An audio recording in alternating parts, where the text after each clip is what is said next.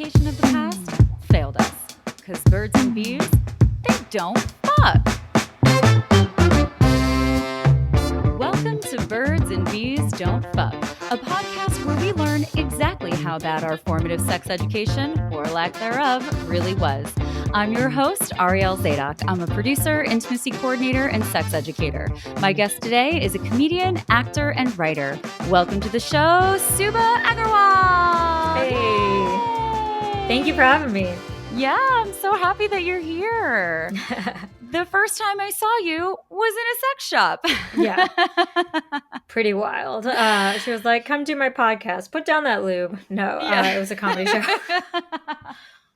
Believe me, I wanted to do that. It's definitely hard when I'm there and I'm like, this is great. I like her comedy. I like this person. Come and do my podcast that does not yet exist because it did not yet exist at that time. And I also I was listening to your comedy album because, again, I like your comedy. That's why you're here. Oh, thank you. And I love that your first joke is about sex workers and comparing comedians to sex workers. And I feel like to a degree, that's this entire podcast. Yes, definitely. It was just, about how sex workers are definitely better paid and probably more respected than comedians, just the usual. They're not working for drink tickets, Yeah, they're also out there doing the Lord's work of as you said, having sex with people that sometimes we don't want to. But there's actually, on a serious note with sex work, there is so much validity there because, first of all, it's a fucking job and, all jobs deserve to get paid well, including comedians for more than just drink tickets. Yay! Because it's really hard to put yourself out there. But with sex work, there are so many people that don't have access to touch and to sex and to sexual experiences or just want to try something different or, there's so many reasons outside of just like, ooh, yeah, I just want to fuck tonight. There's so many reasons to hire a sex worker that we don't even consider. Yeah, there's a comic who is disabled. He was talking about how in Germany they give you, what is it, like, I want to say it's like $100 or something towards a sex worker. I forgot about that. Yeah, they do. They give you stipends. Which is like awesome. It's like, yeah, sex is a human need. Like you can suppress it, but it's going to come out in weird ways, like smelling shoes or like whatever. Like the harder you try to suppress your sexuality, like the weirder it's going to come out. Like you can't get rid of it. It's part of who you are. So I think it's like nice for the German government to acknowledge that. And then like also provide an outlet for people who are like differently abled. And of course it's going to be harder for them to date, or maybe they have like very specific needs or need somebody who is more educated in that department to help them. So yeah, no, I think it's beautiful. Yeah, absolutely. And it's also like you were saying, like sexuality is a part of our entire being, but yet we like put it in this little weird category of shadows because of like purity culture and all this other bullshit. And it's like, no, we're whole human beings. How do you think we all got here? And if we weren't supposed to do it, it wouldn't feel good. like, why does it feel so good if it's just supposed to be for XYZ? Like, there's a reason why it feels good. So, and it's also about just like intimate touch. Like, think about how little we just touch, like non-sexual touch. Like, some people hug, but a lot of people don't. And that's like also just not even accessible to everyone. So it's really interesting when you really start to like dig into what sexuality and sex actually is. Yeah, 100%. It's so much. So where did you grow up? I grew up in the suburbs of Chicago. Hey, nice. And what kind of a school did you go to? Was it like public or private? Yeah, I went to a public school, but it's one of the better public schools in America. Ooh. Like it was huge. I think there were like 4,000, 5,000 kids in our high school. Wow, that's a lot. So so Chicago, from what I know, I've been to Chicago a couple of times. It's a cool city, but everything I know about Chicago is like there's the black side of Chicago and there's the white side of Chicago. Very segregated, very sad. Which part were you in? Where were you? I wasn't either because I was in the suburbs. Oh, because you were in the suburbs. Which is very white. So I guess the white part. I guess the white extended part. Yeah, the The white extended part. I was amongst the Jamba Juice and bowling alley whites of Oh. Chicagoland area. Mhm, mhm. I'm familiar with the Jamba Juice whites. I like that. Do you remember anything really from your sex ed? I mean, yeah, I remember the videos that were funny that were like they'd play from like the 80s and they'd be like, tell him that sailor can't get on board unless he's wearing a hat. Like shit Oh you my could never god. say. Yeah, that sort of thing. So you were just like all up in the innuendo. Yeah, oh yeah, they never like yeah. It Did was you mhm. No, go ahead. No, I was gonna say it was like the classic 80s videos, put in a tape, play it for the class. Sex ed being taught by a teacher who visibly does not fuck. It was just classic public school sex ed. I love that you brought up that visibly doesn't fuck because I've had a lot of guests be like, they were really uncomfortable and they like let us know. And you're like, nah, they just didn't. You just know they didn't fuck. They ain't fucking. They don't know anything about this. They maybe procreated once. I mean, and to be fair, most of these teachers got thrown into it like Oh either yeah. A, because they taught health or phys ed or whatever, which was like super weird. Like, why is the gym teacher teaching me about periods? Like, what? Mr. T knows nothing. And our gym teacher actually was Mr. T. We actually, I think Toscano was their names, but it was our gym teachers were brothers. So that was like, now that I'm thinking about it, I'm Wow. like, maybe that's an extra weird layer to that story. But yeah, like what a weird thing. Or like teachers that are just like, I just need the extra money.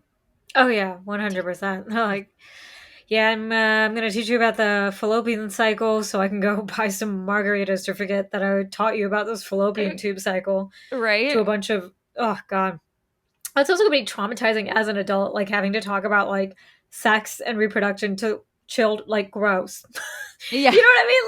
Like from their perspective, ew. I don't want to. I couldn't imagine. Also, like at the ages that you have to be teaching sex ed, and because this is like the first conversation Mm, that most of these kids are ever having with an adult, because like nobody's parents are talking about that. yeah. So there's just like this extra layer of like these fucking annoying kids that are like already joking in the back, and this one's a little asshole, and this, and so like from the teacher's perspective, there's a lot of reasons why that would have sucked back in the day, especially if you're just like, I don't want to be doing this. I think my favorite sex ed story, what was it? Maybe it was middle school. I think I remember some girls are like coming out of a classroom like screaming and they were like everybody thought it was funny. I don't think they were truly concerned, but Mhm. like there were stories going around school how one sex ed teacher, I mean obviously, I think she taught English. She took a tampon because they separated the boys and girls. She took a tampon and apparently she filled it with so much water that it exploded and all the girls started screaming. At Wow. least that was the story that was going around school. I don't know if a tampon can explode I or don't like why know. that teacher would do that shit. But that's hilarious. Maybe it was like a mixture of like the soda and Mentos experiment. Do you remember that? Where you like throw the Mentos in the bottle, but then like let's plug it in a with a tampon and see what happens.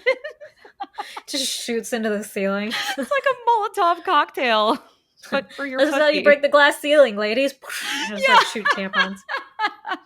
Recently, it was actually discovered recently that you know how all those commercials they have like the blue juice for the tampons and the pads, and they're like, Hmm. it can hold for this many ounces of period. Well, they never actually tested any period products with blood. They only ever tested them with some weird saline. Yes, your face is saying it all. They never, ever to this day, like this was recently found out like 3 weeks ago or something, that they never actually tested anything with period blood. So That's everything we've been crazy. basing off of our whole lives of like, oh, it can have, it's 1 or 2, ounces or whatever. It was all a lie. Ha. It was It's all like, just based off yeah, of saline.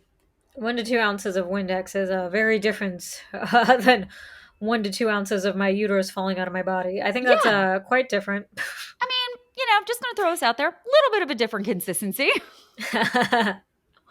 But it's just like, it's such a testament to ugh, everything having to deal with uteruses and vulvas. And it's just like, dude, Mm. it's 2023 and we're just realizing this now. It's just revealed now. Yeah, it's wild. What?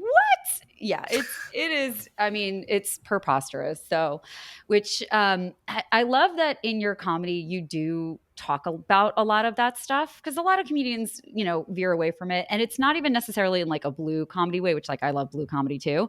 But I love the way that you talk about sex and sexuality and relationships in your comedy. It's really fun. So, is that something that like you came out the gate with, or did you develop that over time?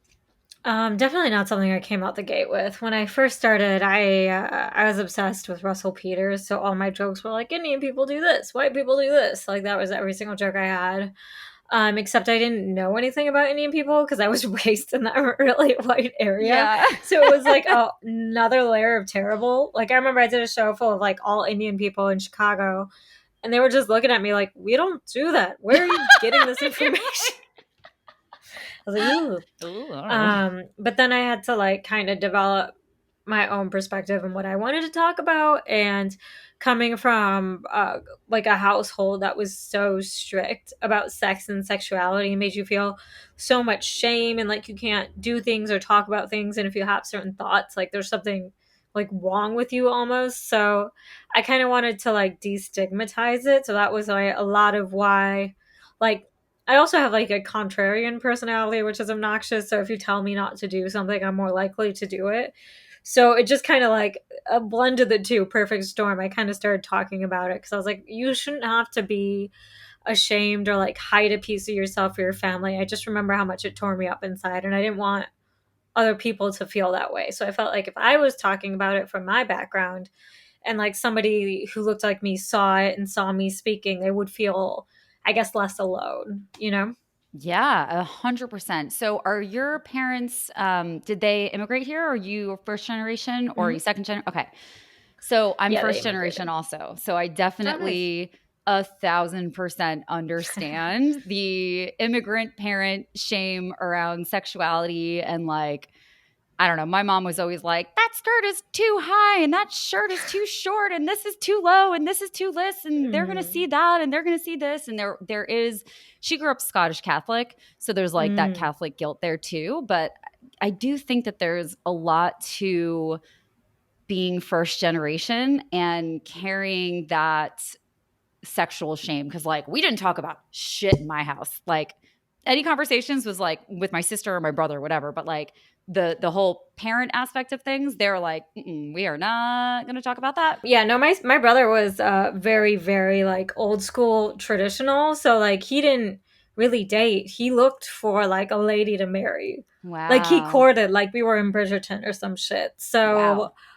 yeah, I was the only one. I didn't have anybody to talk to. I was kind of the black sheep in that way. So it was very like, so your siblings were chiller though, from what it They sounds like. were, yeah. I mean, I had a sister that like she was like, "Fuck the world. I'm going to do whatever I want and I'm going to tell you about it." And she used to get in Oh, trouble all that's the so time. nice. I know. She is like she's such a badass. She just does not give a single fuck about whatever. She's like, "I'm going to live my life and whatever." So I had that perspective. I was the youngest, and then I had my brother that was just like a shady motherfucker and he would just like lie about things. And I'm like, See "I don't that I do was like your brother. yeah, That I was was like, me. I don't want to do that either." So Yeah. I found my way in the middle where I'm like, well, I'm not going to lie about it, but I am going to say fuck the world and do what I want to do. I'm just going to do it like within my curfew and no one's going to know shit. So like Nice. I was like a different brand of sneaky. But we all kind of like we all find our ways. Yeah.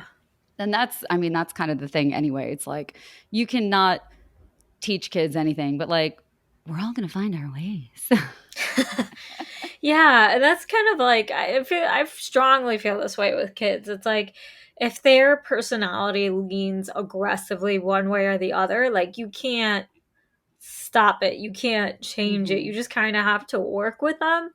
And like the harder you push and try to change, like either they're going to be sad and not become themselves until they're like 42 and then they'll hate you, Yeah. or they'll go really extreme without any of your guidance, cut you off and push really hard. So it's just like, yeah, you got to work with your kids, you know? It's you got what you got. Don't Yeah. be mad at them, be mad at God. Yeah, yeah, exactly. And it's like it's harm reduction. And that's Mhm. what so much of it is. Like you get all the abstinence shit and it's like, well, okay, but then you see like all of this sexual assault and you see pregnancies and you Mm. see all this shit. So like that's just going to cause harm. So like what's the pool we got? What are we gonna work with here? And there's like nothing wrong with like if that's your belief, that's what you think it is. Like there's nothing wrong with teaching that value, but then Hmm. also educating if they choose not to follow that path because so many kids do not. And when they Hmm. don't and you give them this as the only absolute option, they're fucked. You know what I mean? Oh Like yeah. they're pregnant at 14. Like you got it, you can guide them, but they need to be educated on everything. 100%. And it's really interesting too, because within the purity culture communities, we're seeing things like something called jumping, where you got to get your friend to play along. But basically, you'll have two people and a penis goes in a vagina, and then they're not going to do anything. They just sit there. That's called soaking. If you just like put it in and I've sit, heard of that's that. called Yeah. soaking. So jumping is when you get a friend to jump on the bed so that the jumps from the friend are what's doing the pumping. And it's like, guys, that's sex. What are you doing? Just because you set up some weird Rube Goldberg machine for your penis and vagina situations, like, oh, if I put my dick down this slide and it goes through Yeah. this windmill and just happens to find its way into a vagina. No, no, no. That's sex. It's not Put the yeah, put the machine away. yeah, it's Send your not friend mousetrap, home. guys. It's not mousetrap. How do you even ask? Like, I get embarrassed asking my friends to help me move or like pick me up from the airport. Yeah, right? I know. Like, oh, I can't ask them to pick me up from LAX, but maybe they'll jump on the bed while I put my penis in my girlfriend. Like, what? I know. Hey man, you free Sunday? How How are are your your knees looking? sides? You enjoy jumping? Cause Did you get a workout today? Because have I got an opportunity for you? It's just yeah, people get real creative. So what was your friend group like growing up? Were they more along because you said that you're like if you say don't do it, I'm going to do it. Were you amongst a group of people that were more of like adventurous and curious, or what was that like for you? oh my god, you think I have friends? No, I did. So Did in middle this school, was the past? sorry if it's loud. There's like a truck outside Oh, cleaning. it's fine. But in middle school, the two people that friended me were like mad I was getting bullied. So that was a weird dynamic because I was very like sheltered and like I didn't do anything. And then there was like a smaller brown girl like me, and then like this big Russian chick. And they were like kind of like, like they didn't give a shit. Like they were there to fuck shit up. Like they sat alone. Like, and they were experimenting. Like, I remember the bigger Russian girl, and this was like sixth, seventh grade. She was like talking to the smaller girl. She's like, "You need to tell Jeff that Irma wants to get fucked." Seventh grade. And then the other girl would ask me, she's like, "Can you ask the health teacher if you wear two condoms, are you more likely to get pregnant?" And I'm like, "What is happening?" Oh my So god.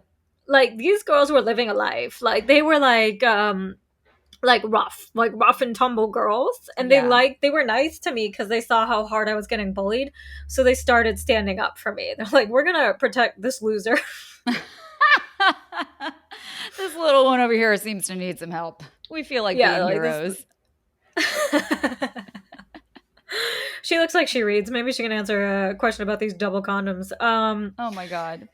Wild. And then, but when I moved into high school, a group of like these like Korean kids that all hung out at their church, they kind of initially started asking me for help with their homework, and then when they realized I didn't have any friends, like took me with them to church, and I would hang out with them a lot. And Wow. then yeah, I was friends with them. I was friends randomly with one girl none of the rest of her friend group I hung out with, but we met in gym class. And then there were like the Jewish orchestra nerds who I became really good friends with as well. Yeah, yeah. So those were like, yeah, my high school was really race clicky for whatever reason. It was super weird. Like the Indian kids all hung out, the Koreans all hung out. It was very weird. I think a lot of them tend to be though. Like it's really weird how that happens. And I also find that like because I was a lot darker when I was growing up. And so when Mhm. I finally got out of a Jewish Hebrew day school, where I was definitely the darkest kid in the whole school. And like, it was all like pretty little white girls with like mostly blonde hair and blue eyes, which was so much fun for me. And then I went to junior high, and my best friend was an Indian girl. And I was like, oh my God, she looked like me. It's a little brown girl. And so like Yeah. we really got together like that. And then you would in my high school see little cliques like that. It was like Yeah. all of the weirdos would like find each other. I always joke that I'm like way too after that. I had a very bad experience with that person. Like it wound up being like a super abusive Oh, relationship, which was so interesting to like look at later on and name it that. Like 20 years later, I was like, oh shit, yeah. oh, that's what that was. Um, but it is interesting just to look at like how people click up and whatnot, Yeah. and how a lot of people that are first generation or just like look a little different or are like the band nerds or whatever. Like it's weird. It's interesting to see how the kids click up and Yeah, I then just thought it was so weird that it was like primarily race based. I'm like, is this yeah. prison? What are we doing? Like, talk to people, bro. Like, why are we Mhm. all doing this? Yeah. It was so weird. I mean, the Indian kids didn't fuck with me at the time because I didn't know a lot. Again, I didn't know a lot about Indian culture. That's why I started Mhm. comedy. I was trying to impress the Indian kids, Ah. so they'd be friends with me. It did not work. If you want to be popular, become a cheerleader or something. Don't do Yeah. comedy. But like, that's why. Yeah, so I ended up being like the one or two. Like, there's always like one or two kids who don't fit the group who are with the group. So Mhm. I ended up being that. It's very very bizarre. Yeah. Yeah. I mean, I think we ultimately just like kind of find our weirdos, and Yeah. that's what it is. But yeah, I was always very non-committal. So like I would have like a friend in a group and then a friend in a group. So like I never really Mm, belonged to a group. It was just like I'm friends with you, so I'm gonna like go hang out with your friends for a yeah. minute, and like I'm friends with you, so I'm gonna hang out with your friends for a minute. So like that was also a weird little existence as well. But like being a fucking teenager is weird, man. Everything about it So is weird. weird. So when Oh. did you switch from trying to do bad Indian comedy to, to like venturing into the more life and sex stuff? um I think probably, I mean, I didn't like lose my virginity until I was 21 and I started at 17. So I wouldn't be talking about it before then anyway. So that would be like a good 4 years where I was just talking about God knows what. Uh Yeah. But you started at 17. That's really mm, impressive. it's not the best idea. It's fucking terrifying. I mean, I know.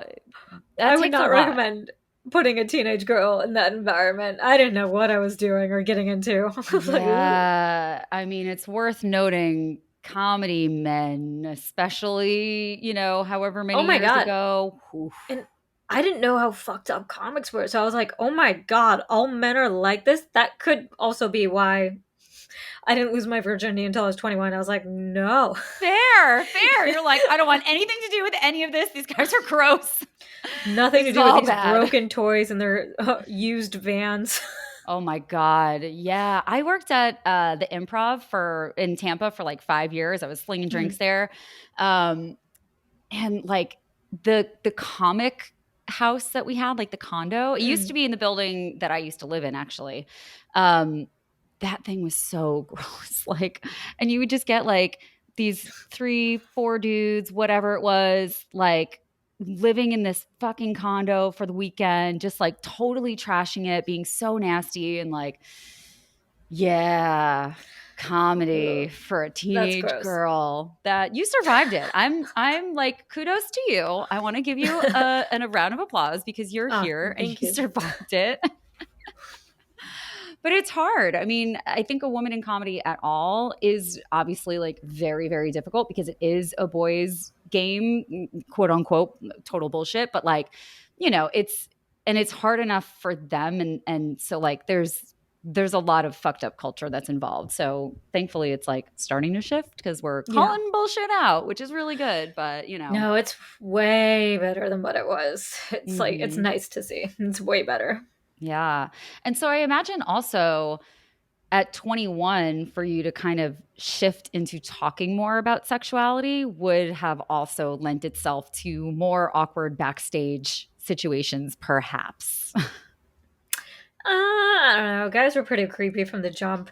I think Yeah. I was just so naive when I was like 17 because I was so sheltered. I didn't know or understand what was going on. Like, if Hmm. that, like, I didn't understand how creepy guys were. Like, there was like a 40-year-old dude who kept trying to take me to the movies when I was like 17. Oh God. Um, it's just weird shit like that. Or like, this is how naive I was. I thought popping a cherry was a bartender trick with a maraschino cherry. Like, I didn't know anything. So I was Wow. just kind of like not understanding. And then I kind of was like bullied and like, which I mean, it's sad that like fat shaming, especially like, early 2000, like Oh not yeah. good, but it's like nobody wanted anything to do with me because I was a little heavier set, and then I dropped the weight, and then I was getting attention, but I didn't understand it. You know what I mean? Mm, Because in my yeah. head, I was like, oh, nobody wants to fuck me. I'm safe. You know what I mean? Like, I thought Yeah. I was good. I didn't realize. That's such an interesting and valid point. It's like super duper fucked up, but also there's a lot of safety in that too. There's a lot of safety of being like, "Oh, they're not looking at me." Because I I had know. a good deal of that as well, but it's just like, but then, like my butt, so everyone would be like talking about my butt, but like the white guys didn't want me. So it was just like, that weird thing. But it is interesting to think about the perspective of like, especially as a child, because again, like we're talking about young teenage girls, like you're still a fucking child. Mhm. Um, to not be wanted actually creates safety. And also at the same time, you can be like, well, why don't they want me? And I'm not good enough and I'm not pretty. Mm. Like it's like the Barbie monologue. It's so much. It's just so much. Yes. That's like exactly where my head just went to. It's like it's this, but then it's that, but then it's this, but then it's that. It's a fuck. Yeah. Yeah. It's all of that, man. So So when did you if come to I Oh yeah, go ahead.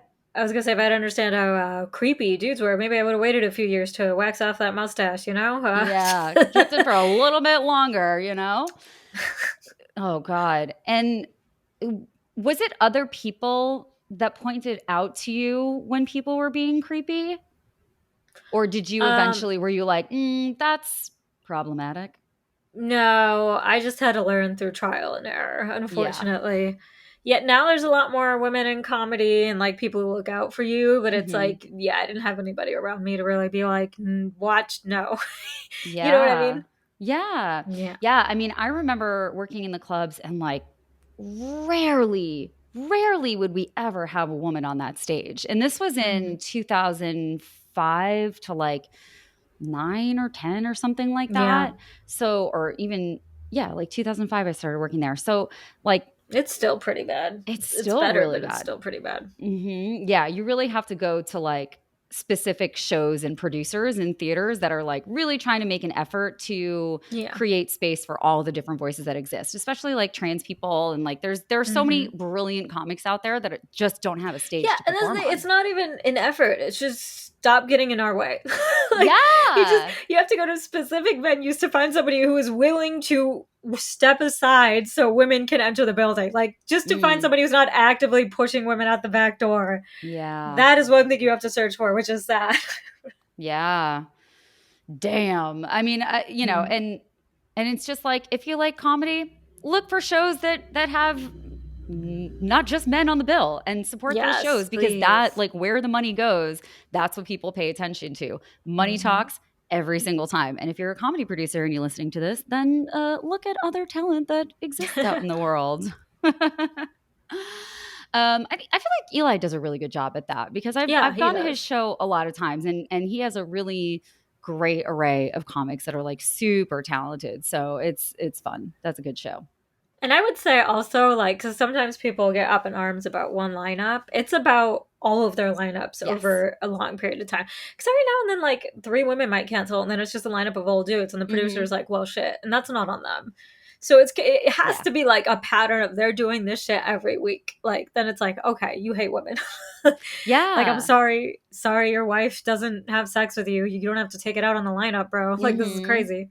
Yeah, and that's such a valid point because, like, if you don't know, comedians cancel all the time. Like, things Hmm. get booked last minute.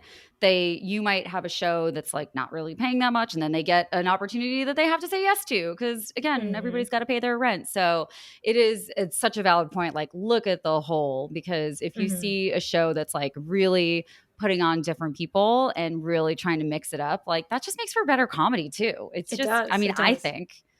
I like 100%.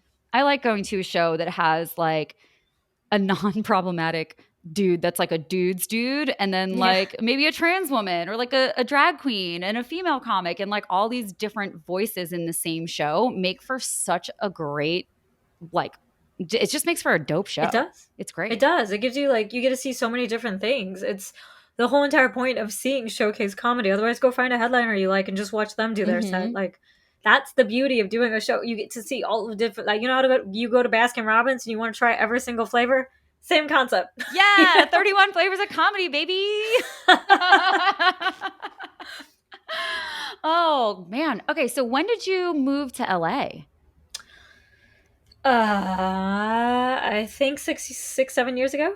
Oh wow. Okay. So you've been here Hmm. for a while. So you were probably doing comedy for a while, obviously a while, because you started at 17. Again, so Hmm. impressive. So how was the transition between Chicago comedy and LA comedy for you? Well, I was because I was 17, I only did comedy there a little bit when I was in high school, and then I went to University of Pittsburgh for 3 years, Mm, and in the summers I would come back to Chicago, do stand up. I would do comedy in Pittsburgh, and then I started spending my summers in New York mm, because I was desperate to move there because I knew they had the best scene. And then I was in New York for a long time, just doing comedy there, and then I came nice. to LA. Yeah. And that was a hard transition because I didn't realize how much harder and different it was to get on stage in LA versus New York. Oh, I like was losing my mind when I first got here. Really? Oh, That's I so was miserable. interesting because I Mm. grew up in New York and I know that there are like so many clubs, but I Mm. feel like there's more comedy here, but I think maybe there's more underground comedy there. I don't know. I don't know. That's It's interesting. way easier to get on stage in New York. It's so much easier. There's so many more shows. Mm, There's also a bigger culture of do your spot and leave because you've got yeah. other stuff to do. Whereas in LA, I mean, it's changing. It's a little bit better, but every now and then people will be like, "Oh, you can't stay for the whole show, then you can't do it." It's like I have another spot at the Improv. Like, why are you mad? Yeah. Like Oh, that's every a now and then you'll get little that. I don't like that. I don't like that at Yeah. all because it's like, I mean, even like for me as a producer and like thinking about things, I'm like, if you're willing to come and do my show, fucking thank you. Like you don't need to stay. You don't need to do anything. Like you're here, you're contributing to the creative. That's amazing. If you got to go, you got to go. If you got to show up 15 minutes before your set, as long as you're not late and I don't have Hmm. to like replace you and talk to an audience by myself because I'm not a comedian, then that's great. It's just like that's we got to give people grace, especially I creatives, like in a city where you got know. to drive around. Yeah. Yeah, that's also another reason I think it's easier to get on stage in New York. Hmm. Because I mean, and the clubs are just, but like the cellar has like what is it, 4 rooms altogether? So Yeah. it's like you could just go. I mean, if SD likes you, you can go pop pop pop. And then yeah, it's New York Comedy Club has 2 clubs down the street from each other. You just Hmm. jump on a bus, you can do show to show. Like it's so much easier Yeah. to just like get those reps in. And you're not competing with movie stars. You're just not. Like yeah, New York has Yeah. famous people, but it's not like LA where it's Yeah. like why is Craig Robinson in this basement? What is this? Yeah. You know? Yeah. And a lot of times in LA too, people will show up for the names, not necessarily because they love comedy or they want to go see a Yes. comedy show. But in New York, it's definitely people are just like, I want to see some stand up. I almost don't even Yeah. care who's here. I want to go to the cellar. Whatever's on, Mhm. that's what's on. And I'm going to be so happy to see it. And that is a Exactly. much different audience than an It's audience that way more just part wants of to the see a name. culture. Yeah. Yes, it's like so much a bigger part of the culture as opposed to like when you get a crowd who's like I hate it. Like I can tell when an audience is there because they think they're the show. They're like this is an Yeah. event. This is about me. I'm here to be seen. I'm here to experience so I can talk about it late. Like it's not it's like yeah, it is about you in that you're supposed to relate to the performance that's happening on the stage, but it's not. It's just so I don't know, gross. Yeah, well, and now also with social media, there's so much crowd work on social media I know. that I feel like a lot of people go to shows because they're like, "Ooh, are they going to do crowd work with me and I'm going to be in their Mhm. reel or whatever?" And it's like that's most comics don't do crowd work. A lot of people really don't do crowd Yeah. work, at least in the history of comedy that I've seen. A lot of people are just like, I just want to go up, I want to do my set, I want to hang out, have a good time, do what I do. And the people that do crowd work, it's usually not that much of the show. It's just like Yeah. maybe a little bit just to kind of create some connection, whatever. But I think maybe there's a little bit of a shift of expectation for people that are not comedy connoisseurs and don't usually Oh, go. 100%. 100%. And it's like so complicated because it's like I've put up crowd work clips. I don't fault comedians for doing it because No. it's shifted to like so much of what we our social media mattering so much. And then when you're Mm, burning material or like not being able to generate material fast enough to keep up with like posting clips, yeah. um yeah, it just puts performers in a really bad situation, and then it also ruins what people think comedy is. Yes. Yeah. Because like people, it's all around bad. Yeah. It's all around just a bad time. So yeah. Yeah, but it's also true because you can't like so much of what you go in a club and see are comics working out their material. Yeah, That's why don't film a comic. Don't film their set. I know. Never film a comic set. Not unless that comic is your friend and they specifically asked you, "Hey man, hey lady, hey person, can you please film this set for me so I can watch it later?" That's the only time you should film a comic Yeah, set because you don't know if they're just trying out material and 99.9% of the time they're just working on material for their hour-long set. So it's yeah. just like, you know, every time I see a camera go out, I'm like, no. Like I like to take photos so that I can like post comics and just be like, Yeah. hey, they're at this show, like blah blah blah blah blah. But like I try to do it so quick that I'm like, it's so obvious that I'm not filming you. Like, boop, boop, done. I hope that was a good shot. Yeah, it's always so weird when people film. I'm like, ugh, don't do that. Yeah. I think a lot of people just don't Get it. know, but it's Yeah. like that's why I'm trying to say it. Public service announcement. Don't film comics.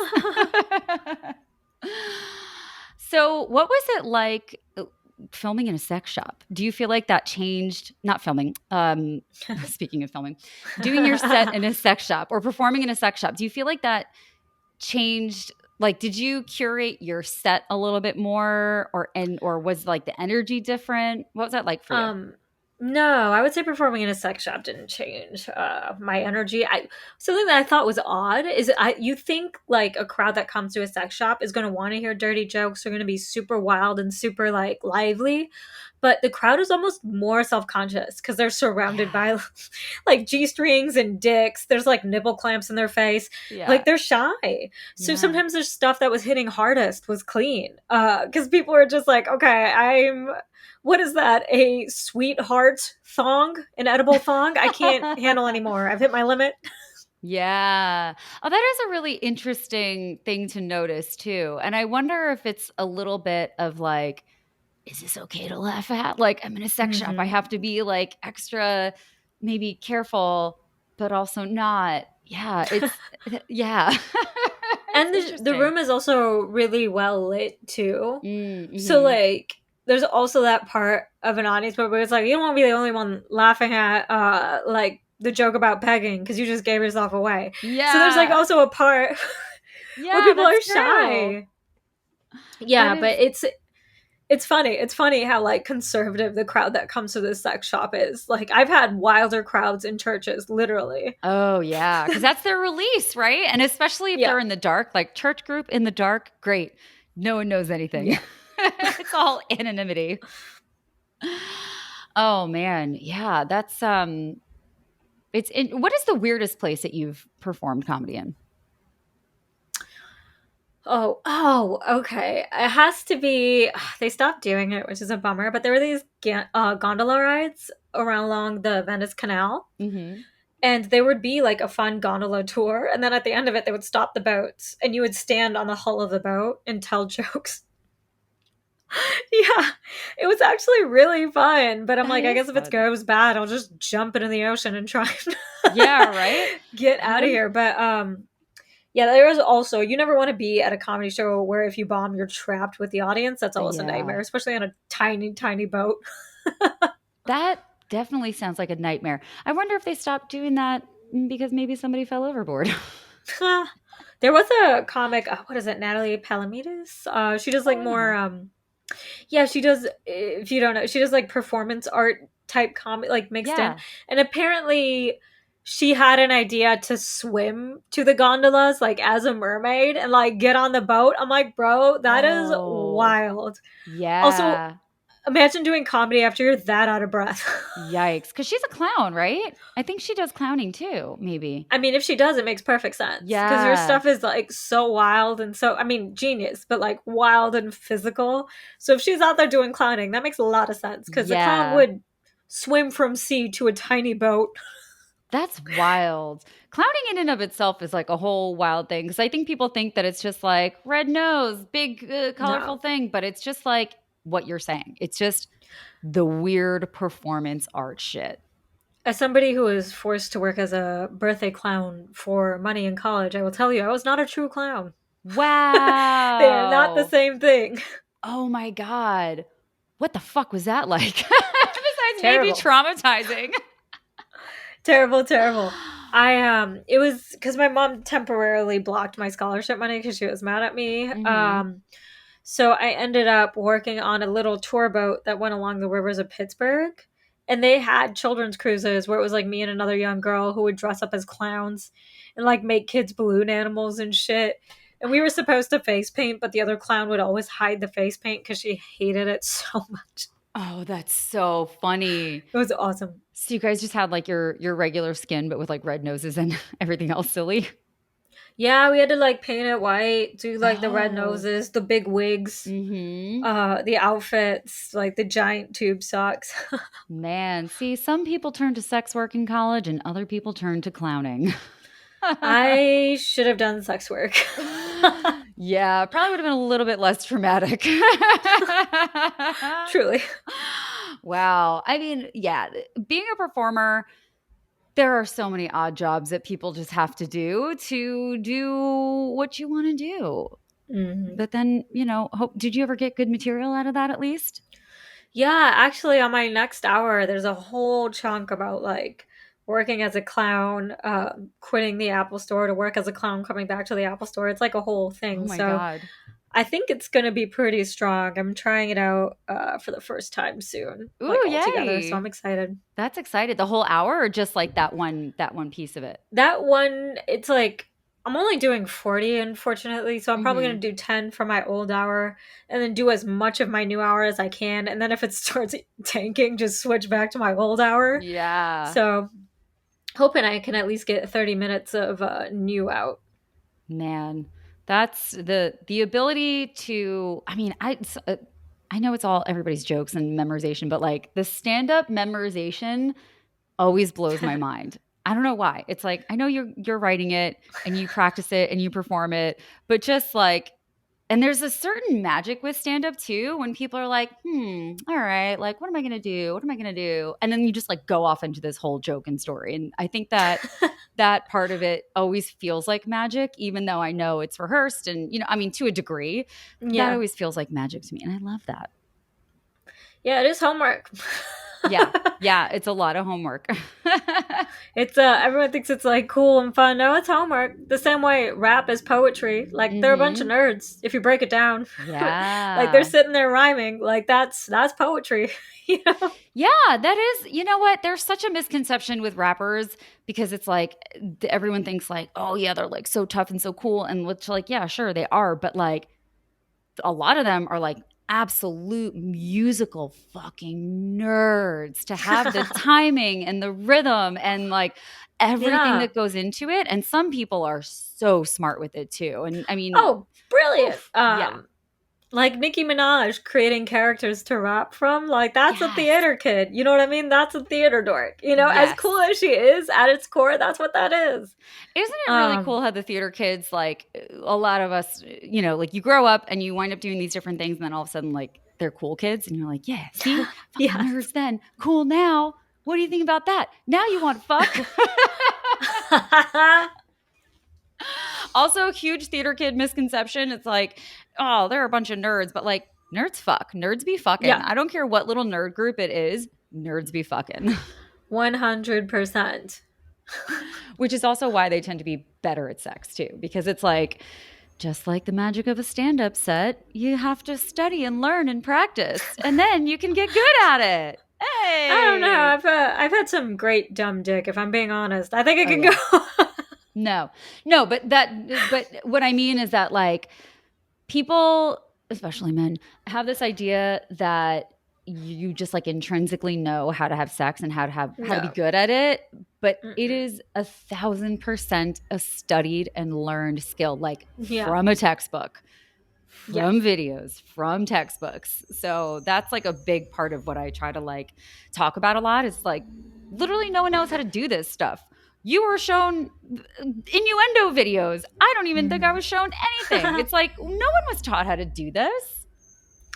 Yes. Now I refer to my favorite sex encyclopedia, Pornhub.com. That is my go through all the letters A through Z. There you go. There you go. Erica Lust, she makes ethical porn and really beautiful films. Like her approach, That's awesome. she's been doing it for like over a decade now, I think. She's been doing it for a really long time. I think she's like Danish or something European. I think she's in the UK now. But her approach was always like, what if we made beautiful films and they just happen to be porns? What if we That's gave the cool. same attention to story and lighting and direction and production design and all of those things as we do a regular film, but people get to see some fucking? Like, what about that? So like Top Gun, but you got to see penetration. Yeah, and like good scripts. Better scripts than Top Gun. And honestly, True. more solid acting. What a weird movie that film is. Like, I finally watched it. I thought that I had seen it a million times because of like VH1's I love the 90s, or I love this and I love Yeah. that. So there's so much of pop media that I'm like, oh, I thought I saw that. Guess I didn't. Finally watched it a few years ago, and I was like, this is actually the worst movie I've ever seen. This Oh no. is so bad. I've only seen a couple scenes out of it, if I'm being Oh honest. my God. Just yeah. It's a lot. It's really bad. Like the acting, Val Kilmer and Tom Cruise, there's so much homoeroticism there mixed with bad acting that I'm like, what am I watching right now? I don't is this the worst porn I've ever seen? Or I don't understand this. I love it. Very confusing. Um, so I know that you have a hard out coming up soon. So Mm. I'm going to give you your pop quiz a little bit early. So on Ooh. this show, we do pop quizzes because none of us learned about sex. Uh, what is a gray sexual? A gray sexual. Mm-hmm. Oh, I mean, my first instinct is to be like they're attracted to the elderly, like Golden Girls types. Ooh. Is that No, but I like that. I gotta look up what that one is. I mean, that's definitely a kink. There's like definitely a senior kink thing. for And sure? I'm sure that it has a name that I need to look up, but I do know that that's for sure a kink. Gray sexual are people who are on the asexual scale, which means that on the asexual Um, scale, you have little or no sexual attraction to yourself mhm. or to others. And so, gray sexual, they can fluctuate between being asexual and being sexual. So, they can fluctuate between having those feelings and not having those feelings. Mm, So, whereas someone who may have more normative sexuality and sexual desire, someone who's gray sexual may have it in only certain circumstances or yeah. just very few times, few people. It's, all of this stuff is such a spectrum. So now with all sexuality, it can be a little bit confusing because there are so many names and so many ways of expressing sexuality and connecting to your sexuality. But it's also a good thing because for those who Yeah. feel like they need a little bit more clarity, it gives a little bit more clarity. So that's Clarity and community, because then you're like, oh, there's other people, like for it to be a group, like there's other Mhm. people. I'm not, you know what I mean? It makes you feel less crazy to be like, oh, okay. you Yeah, know I'm not alone. It's not just hmm me. I'm not broken because so many of us feel yeah, like we're broken, but like nobody's broken. We all just are different human beings with yeah. different, tastes and everything. We all like different things. Exactly. Where can people find you? You can go to my website, s-comedy.com. That has all my social media on it. Or if you go to Instagram, subhaha, or TikTok, Subhah Comedy, subhah comedy. But yep, that's where I am most of the time. Amazing. And how long do you think it's going to be before you have your next hour? I don't know. If I had to guess, I would say fall next year was Ooh. what I'm hoping for. It could be sooner, it could be later, but I'm hoping for fall next year. Awesome. Well, check out our website and see where you can see her test out some material and laugh at the things that are funny and give her good feedback. Thank you so much for coming on the show. If you like this episode, please give us a 5-star review, rate it, like it, do all the things, send it to a friend, especially a friend in comedy, because we need community like that. But thank you so much for coming on the show. And that's it. Bye bye. Yay!